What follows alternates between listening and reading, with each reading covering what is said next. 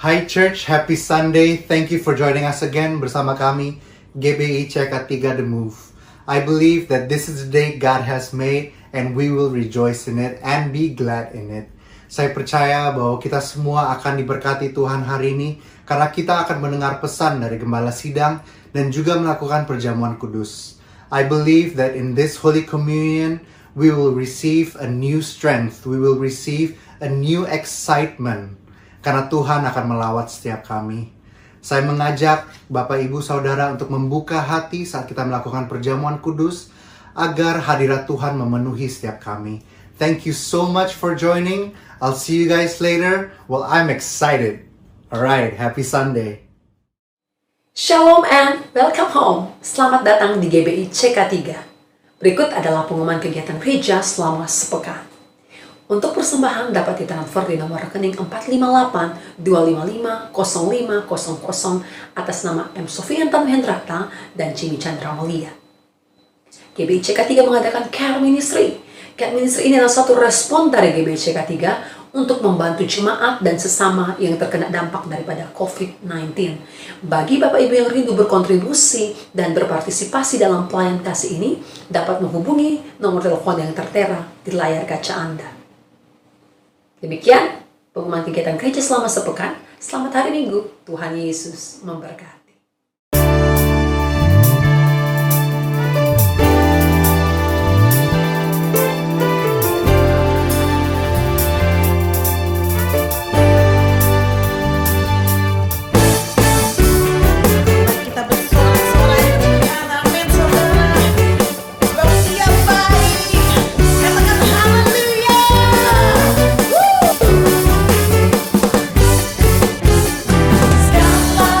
Puji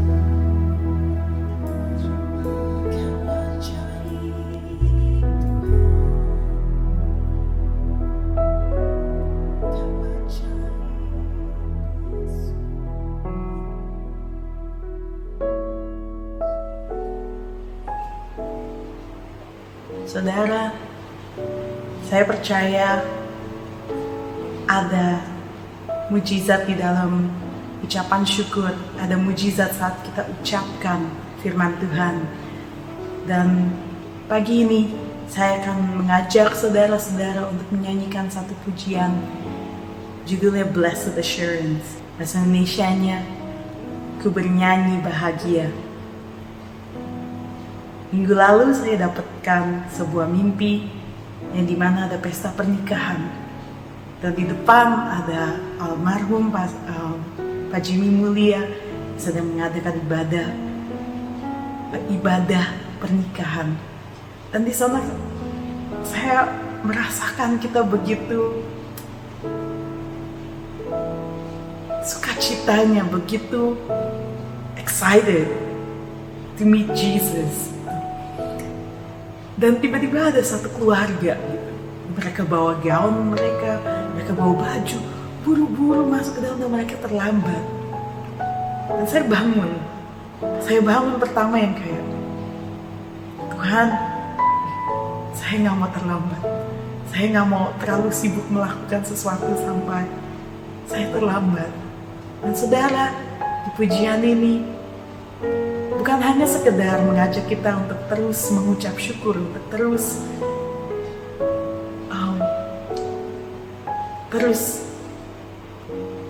dalam keadaan yang cukup di dalam Tuhan. Tapi pujian ini juga mengatakan di dalam tenang, di dalam penuh dengan harapan, penuh dengan ucapan syukur kami menantikan Tuhan. Pagi ini apapun yang kau sedang nantikan, naikkan pujian ini. Katakan, this is my story, this is my song, and I will praise you, Lord, forever. Aku akan terus memuji Yesus selamanya. Biar izinkan Tuhan untuk merawat kita lebih lagi pagi ini. Blessed assurance, Jesus is mine. Oh, what foretaste of glory divine, heir of salvation, purchase of God, born of His Spirit, lost in His love. This is my story, this is my song, praising my Savior all the day long. This is my story, this is my song,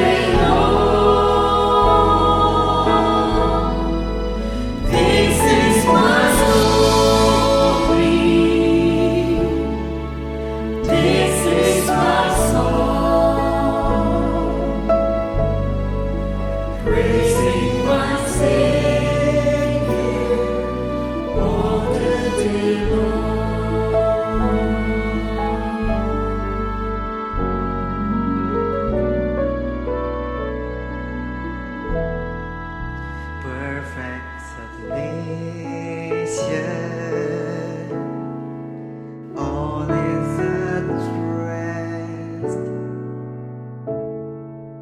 I and my Savior, happy and blessed, watching and waiting, looking above, fill it with goodness, lost in His love.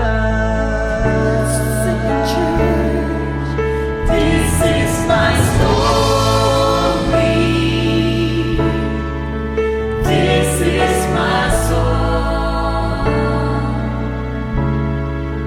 praising my Savior all the day long.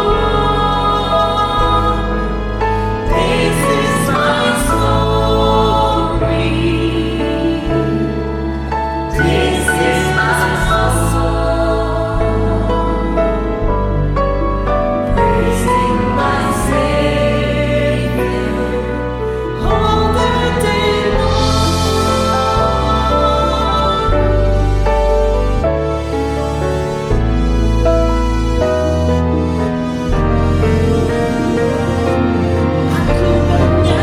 Aku bernyanyi bahagia, memuji Yesus selamanya. Aku bernyanyi bahagia, memuji Yesus selamanya. Memuji Yesus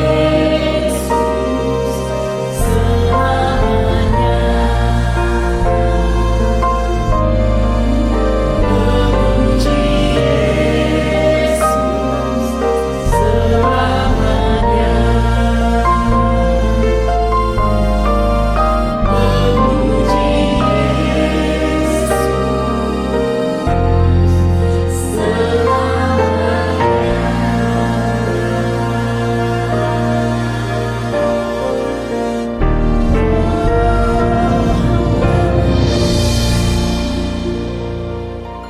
Shalom semuanya. Tuhan Yesus berkata dalam Yohanes 14 ayat 12, Aku berkata kepadamu, sesungguhnya barang siapa percaya kepadaku, ia akan melakukan juga pekerjaan-pekerjaan yang aku lakukan. Bahkan pekerjaan-pekerjaan yang lebih besar daripada itu. Sebab aku pergi kepada Bapa. Di sini Tuhan Yesus berkata bahwa kalau kita percaya kepada Tuhan Yesus, maka setelah Tuhan Yesus naik ke sorga, kita akan melakukan pekerjaan-pekerjaan yang dilakukan oleh Tuhan Yesus. Bahkan pekerjaan-pekerjaan yang lebih besar. Pada waktu Tuhan Yesus berada di bumi ini, Tuhan Yesus melayani di Yerusalem, di Yudea, dan di Samaria. Tetapi setelah Tuhan Yesus naik ke sorga, kita yang percaya bahkan akan melayani sampai ke ujung-ujung bumi. Jumlah mujizat yang dilakukan oleh kita yang percaya jauh lebih banyak dibandingkan dengan yang dilakukan oleh Tuhan Yesus pada waktu itu. Hal ini berarti setelah Tuhan Yesus berada di sorga, Tuhan Yesus menyediakan pengurapan dan berkat double portion kepada kita yang percaya. Double portion bukan hanya berarti 2 kali lipat, tetapi juga berarti berlipat-lipat kali ganda. Amin. Ada berapa banyak di antara saudara yang mau menerima berkat atau pengurapan double portion? Boleh angkat tangan saudara. C.D. Jacob bernubuat bahwa Pentakosta tahun 2020 tidak sama dengan Pentakosta sebelumnya. Dikatakan bahwa kita sedang memasuki Pentakosta dari Pentakosta, yaitu Pentakosta yang ketiga, di mana ini adalah pencurahan Roh Kudus yang terbesar dan yang terakhir sebelum Tuhan Yesus datang kembali. Untuk itulah Tuhan Yesus memperlengkapi kita dengan pengurapan double portion. Setelah Roh Kudus dicurahkan pada waktu Pentakosta yang pertama, maka salah satu tanda yang terjadi pada waktu itu adalah perubahan paradigma dalam pelayanan. Selama ini, pengertian dari murid-murid Tuhan Yesus adalah bahwa keselamatan hanya untuk orang Yahudi saja. Tetapi dengan adanya peristiwa Cornelius yang bukan orang Yahudi bertobat, dipenuhi dengan Roh Kudus, berbahasa roh, dan menerima baptisan air, maka dengan perdebatan yang cukup panjang, akhirnya dengan kesaksian Petrus, para rasul dan seluruh orang percaya di Yudea dapat menerima bahwa keselamatan bukan hanya untuk orang Yahudi saja, tetapi untuk semua bangsa, termasuk bangsa Indonesia. Dan ini pasti akan menyebabkan perubahan paradigma dalam cara penginjilannya. Demikian pula hal ini terjadi dalam era Pentakosta ketiga ini. Yang jelas dengan adanya pandemi COVID-19 akan terjadi perubahan paradigma dalam pelayanan untuk terjadinya penuaian jiwa yang terbesar dan yang terakhir. Hal yang pertama adalah yang tadinya kita ibadah secara offline, sekarang berubah menjadi ibadah secara online. Tadinya kita beribadah di gedung gereja, kita bersekutu bersama-sama, bisa berjabatan tangan, saling berpelukan, menyatakan kasih kita, melakukan penumpangan tangan. Sekarang sudah tidak bisa lagi. Kita memasuki new normal. Ibadah offline digantikan menjadi ibadah secara online. Terus terang, saya tidak mengerti sepenuhnya dengan adanya perubahan ini. Tapi Tuhan menyuruh saya untuk melakukan seperti apa yang terdapat dalam Yeremia 33 ayat 3. Berserulah kepadaku, maka aku akan menjawab engkau dan memberitahukan kepadamu hal-hal yang besar dan yang tidak terpahami, yakni hal-hal yang tidak kau ketahui. Itulah yang saya lakukan hari-hari ini. Saya percaya justru dengan adanya perubahan paradigma dalam pelayanan ini, pasti akan terjadi penuaian jiwa yang jauh lebih besar dibandingkan pada waktu kita menggunakan cara yang lama. Hal yang kedua, untuk terjadinya penuaian jiwa yang terbesar dan yang terakhir, Tuhan berkata akan terjadi kebangkitan generasi muda. Russell Evans, gembala sidang dari Planet Shaker, Melbourne, pada tahun 2017 mendapat penglihatan tentang Indonesia. Bahwa Roh Kudus sedang dicurahkan luar biasa di Indonesia. Dia melihat jutaan anak-anak muda dipenuhi dengan Roh Kudus. Mereka cinta mati-matian kepada Tuhan Yesus. Tidak kompromi terhadap dosa. Dan akan memenangkan banyak jiwa. Generasi anak muda ini kita sebutkan generasi Yeremia. Awal Januari tahun 2020. Para aras nasional dan para pemimpin Kristen berkumpul untuk membicarakan langkah konkret yang akan dilakukan sebagai respon terhadap komitmen para pemimpin Kristen sedunia di Swiss tahun 2017 tentang misi yang akan dikerjakan bersama-sama, di mana hal ini juga diresponi oleh Indonesia di Brastagi, Sumatera Utara pada tahun 2018. Dengan perkataan lain, ini membicarakan tentang langkah konkret yang akan dilakukan oleh seluruh gereja untuk menyelesaikan amanat agung Tuhan Yesus. Hasil dari pertemuan para pemimpin Kristen awal Januari 2020 itu, bahwa apa yang akan dilakukan ke depan untuk menyelesaikan amanat agung Tuhan Yesus akan menunggu sepulangnya saya dari pelayanan di Brasil. Di Brasil, saya melayani KKR untuk generasi muda yang berusia rata-rata sekitar 24 tahun. Yang diadakan di 3 stadion besar. Jumlah yang hadir sekitar 180.000 orang. Waktu saya bertemu dengan para pemimpin di Brasil, kami sama-sama mendapatkan pengertian bahwa kegerakan orang-orang muda dunia akan dimotori oleh 2 bangsa, yaitu Indonesia dan Brasil. Katakan amin. Sepulang dari Brasil, ada 2 hal yang didapatkan. Yang pertama, gerakan untuk menyelesaikan amanat agung Tuhan Yesus akan dimotori oleh generasi muda. Yang kedua, kita disuruh berpuasa dari tanggal 1 Maret sampai dengan 9 April selama 40 hari. Dan dilanjutkan sampai dengan 30 Mei. Jadi total kita berpuasa 91 hari. Setelah 1 hari kita berpuasa, tepatnya tanggal 2 Maret 2020, Presiden Jokowi mengumumkan bahwa COVID-19 masuk ke Indonesia. Mulai saat itu kita merasakan bagaimana Tuhan memproses gerejanya. Kita dibersihkan, dimurnikan, ditata ulang oleh Tuhan. Kita memasuki new normal, dimensi yang baru, paradigma yang baru dalam pelayanan. Semua ini untuk mempersiapkan penuaian jiwa yang terbesar dan yang terakhir sebelum Tuhan Yesus datang kembali. Pada suatu hari ketika saya sedang membaca 1 Raja-Raja 20 ayat 13 sampai dengan 22.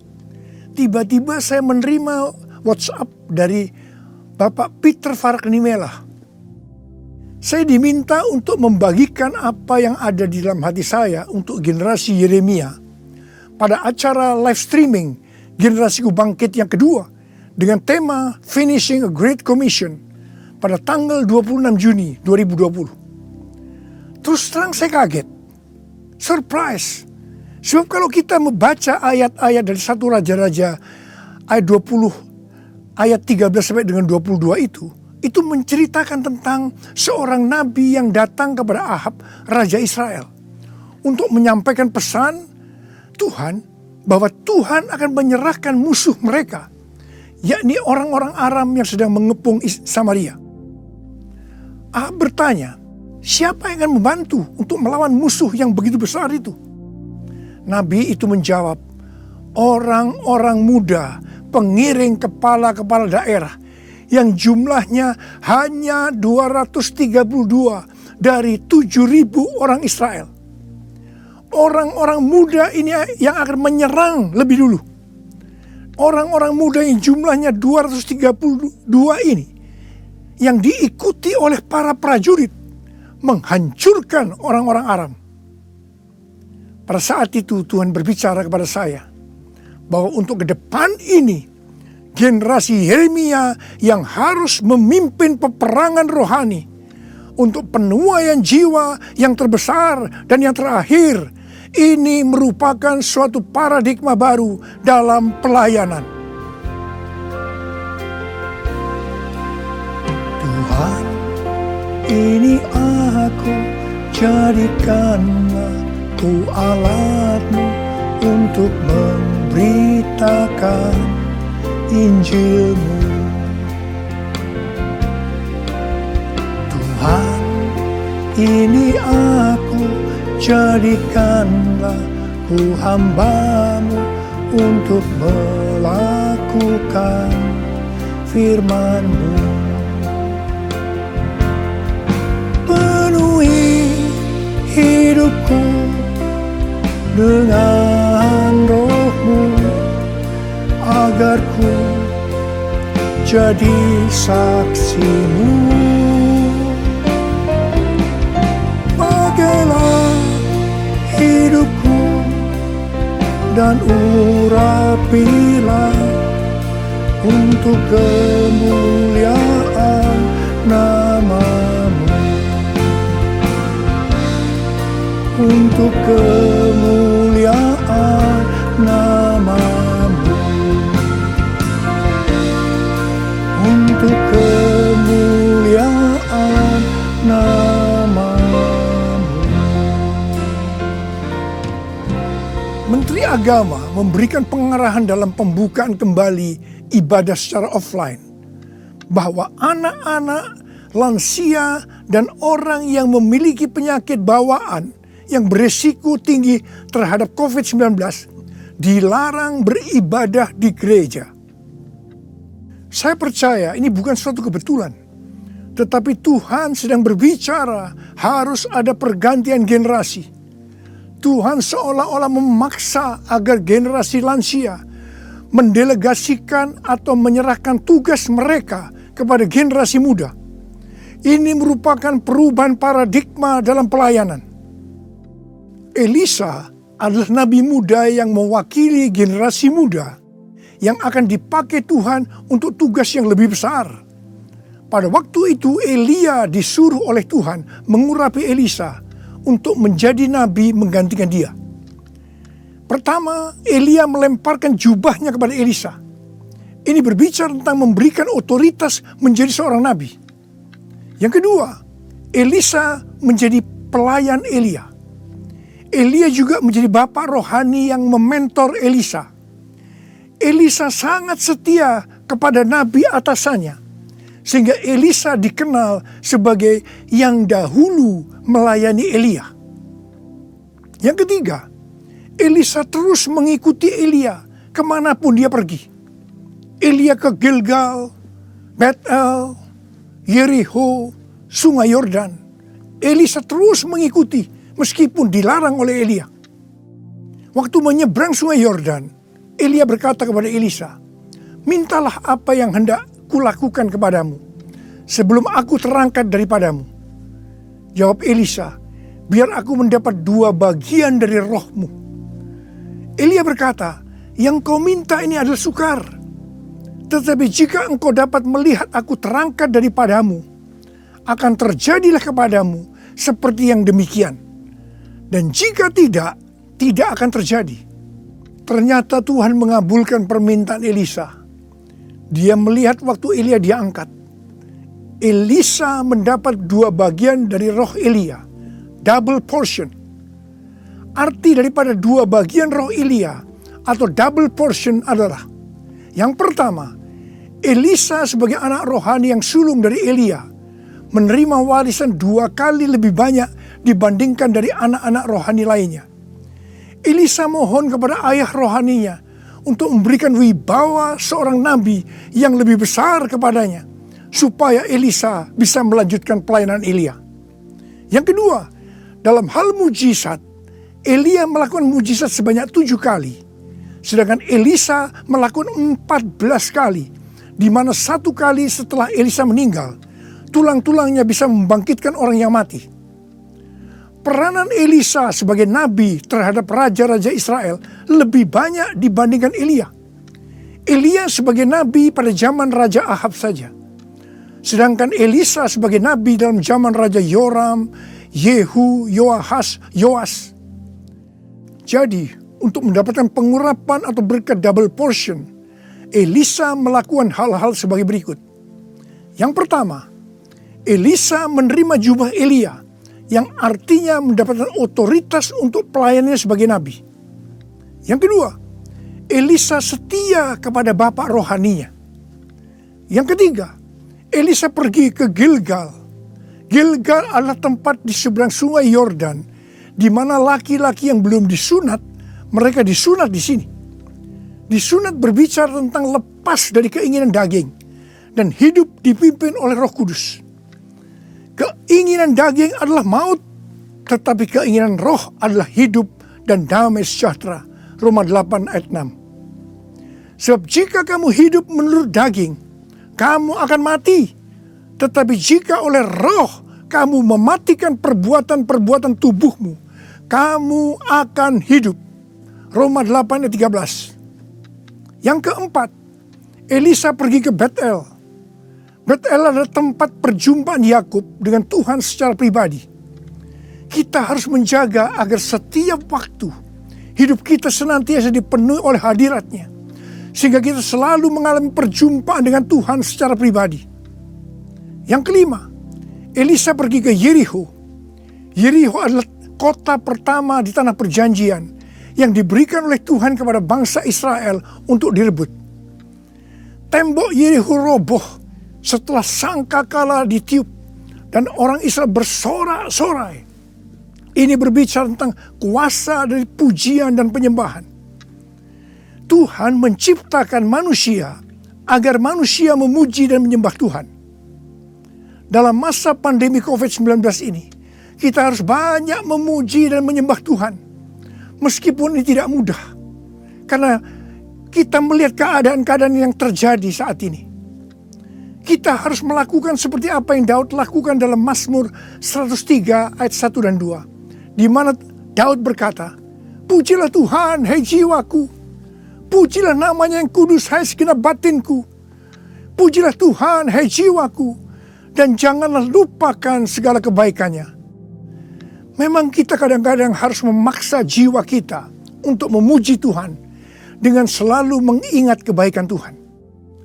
Mungkin ada di antara saudara yang mengalami ketakutan, kebingungan, depresi, terdampak krisis ekonomi, sakit karena COVID-19. Mari kita selalu mengingat kebaikan Tuhan. Saya mau katakan sesuatu kepada saudara. Apapun yang terjadi dalam hidup saudara, apapun yang masalah saudara hadapi, saudara harus tahu satu hal, bahwa Tuhan Yesus itu baik. Dia sangat-sangat mengasihi saudara. Mengucap syukurlah dalam segala hal, enak maupun tidak enak. Sebab inilah yang dikehendaki Allah dalam Kristus Yesus bagi kita.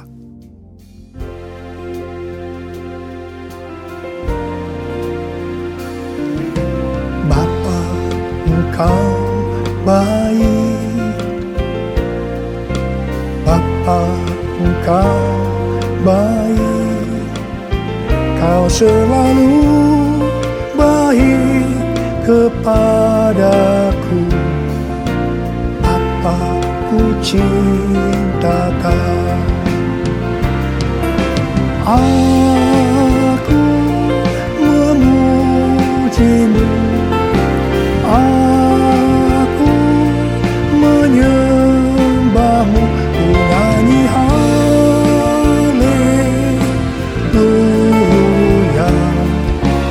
Bapa ku cinta Kau.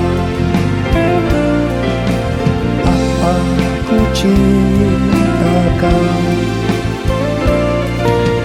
Bapa ku cinta Kau. Yang keenam, Elisa pergi ke sungai Yordan.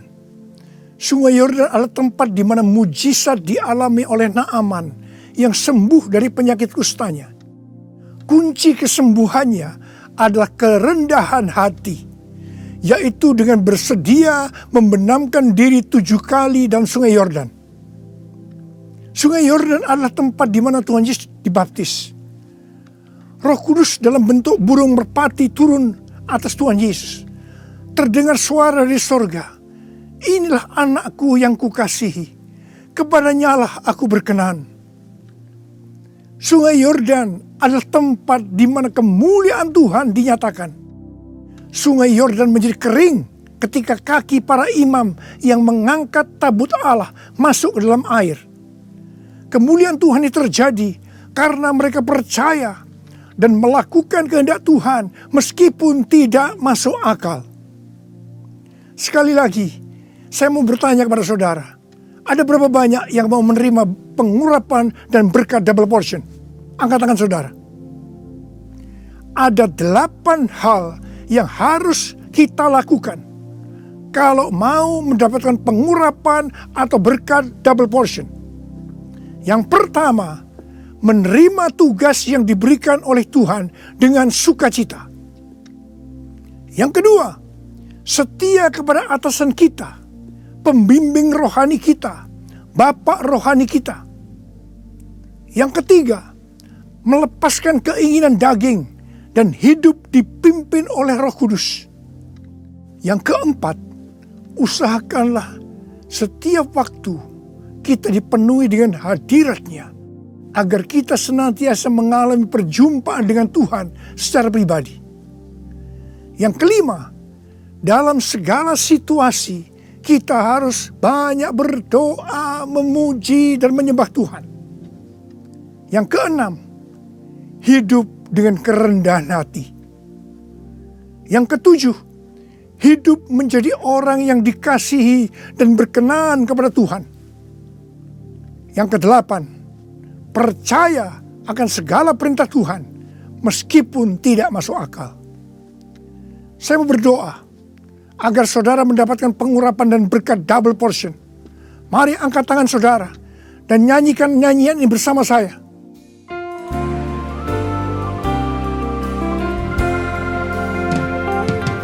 Anointing, follow me. Anointing, follow me. Let the power of the Holy Spirit fall on me. Anointing, fall on me. Anointing, fall on me. Anointing, fall on me. Let the power of the Holy Spirit fall on me.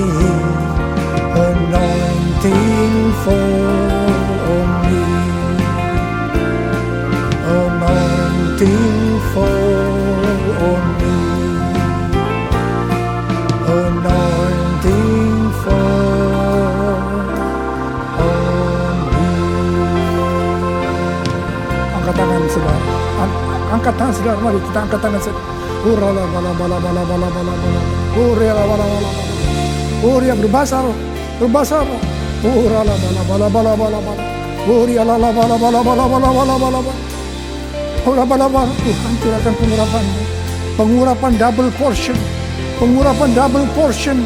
Berkat double portion. Terima, terima, terima, terima, terima, terima. Urala basikala la bala. Terima, terima, terima.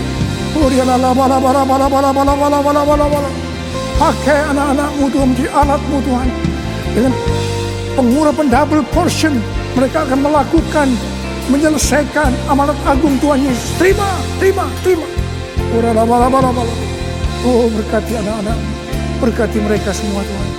Kau menyembuhkan yang sakit. Terima, terima kesembuhan, terima kesembuhan, terima, terima, terima, terima. Diberkati oleh Tuhan. Terima kasih, terima kasih Tuhan. Terima kasih, terima kasih. Dalam nama Yesus. Amin. Mari saudara-saudara, kita akan masuk dalam perjamuan kudus. Kita akan mengingat ayat ini. Sebab setiap kali kamu makan roti ini dan minum cawan ini, kamu memberitakan kematian Tuhan sampai Ia datang. Perjamuan kudus adalah perjamuan Tuhan Yesus sendiri. Setiap kali kita masuk dalam perjamuan kudus, Tuhan Yesus selalu berkata, biarlah ini menjadi peringatan akan aku. Karena itu mari, arahkan hati saudara kepada kebaikan Tuhan. Kita akan mengingat kebaikan Tuhan. Mari kita tundukkan kepala. Tuhan, siapakah kami sebelum kami mengenal Engkau? Kami semua orang berdosa. Upah dosa adalah maut, mati. Tapi Engkau yang tidak berdosa telah dijadikan dosa oleh karena kami semua. Engkau harus turun dari sorga mulia, menjelma menjadi manusia. Mati ganti kami dengan penderitaan yang luar biasa. Sungguh kalau kami pikirkan Tuhan betapa baiknya Engkau itu. Kau jadikan kami sebagai anak-anak-Mu. Engkau berkati, Engkau tuntun, Engkau bela, Engkau lindungi, Engkau tegur kalau kami salah. Engkau mengurapi kami, Engkau sembuhkan kami ya Tuhan. Itu Engkau ya Aba. Itu Engkau ya Aba. Tuhan akan memberkati saudara melalui perjamuan kudus. Tapi Tuhan mau kita makan dan minum dengan cara yang benar. Oleh karena itu masing-masing introspeksi. Sudah masing-masing berdoa. Lihat keadaan dirimu masing-masing. Jangan menyimpan dosa. Kalau ada dosa yang selama ini belum diselesaikan dengan Tuhan, dan Tuhan ingatkan saat ini, langsung minta ampun. Minta ampun. Minta ampun. Ampuni saya Tuhan. Ampuni Tuhan. Ampuni ya Tuhan. Tuhan ampuni anak-anak-Mu. Ampuni mereka ya Tuhan. Ampuni. Layakkan kami untuk masuk dalam perjamuan kudus. Terima kasih Bapa. Kami akan masuk dalam perjamuan kudus dengan hati yang penuh ucapan syukur. Dalam nama Yesus yang berdoa. Amin. Sekarang mari angkat roti di tangan kanan saudara tinggi-tinggi. Sebab apa yang telah kuteruskan kepadamu telah aku terima dari Tuhan.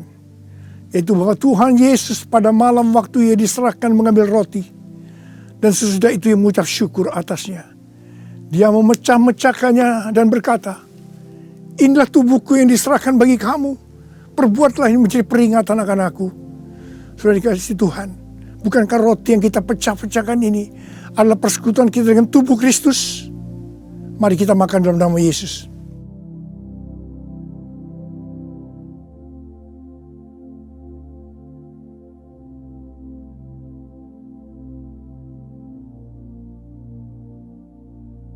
Sekarang angkat cawan di tangan kanan saudara tinggi-tinggi. Demikian juga ia mengambil cawan sesudah makan lalu berkata, cawan ini adalah perjanjian baru yang dibenterkan oleh darahku. Perbuatlah ini setiap kali kamu meminumnya menjadi peringatan akan aku. Saudara kasih Tuhan, bukankah cawan pengucapan syukur yang atas kita ucapkan syukur adalah persekutuan kita dengan darah Yesus?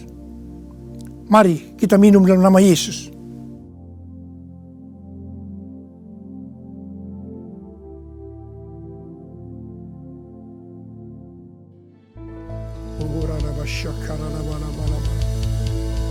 Angkat tangan saudara. Mari ucapkan syukur dengan suara. Jangan diam. Terima kasih ya Tuhan. Kami bersyukur ya Tuhan.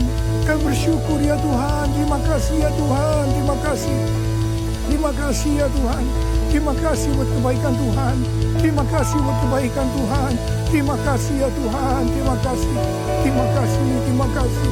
Terima kasih ya Tuhan. Terima kasih. Terima kasih Yesusku, terima kasih Yesusku. Puji syukur hanya bagi Tuhanku.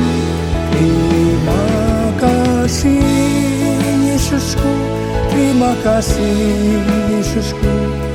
Puji syukur hanya bagi Tuhanku. Terima kasih Yesusku, terima kasih Yesusku. Puji syukur hanya bagi Tuhanku. Terima kasih Yesusku, terima kasih Yesusku. Puji syukur hanya bagi Tuhanku. Puji syukur hanya bagi Tuhanku. Puji syukur hanya bagi Tuhanku.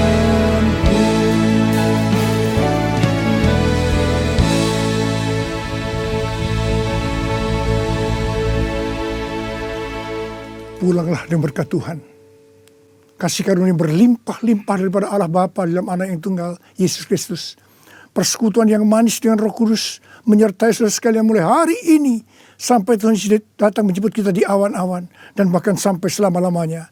Yang percaya bersama-sama katakan amin. Saya percaya semua sangat diberkati dengan firman Tuhan tadi. Amin. Amin. Saya percaya bahwa lawatan Tuhan akan semakin dahsyat. Bukan hanya untuk saat pandemi ini, tetapi setelah pandemi, saya percaya lawatan Tuhan akan semakin dahsyat.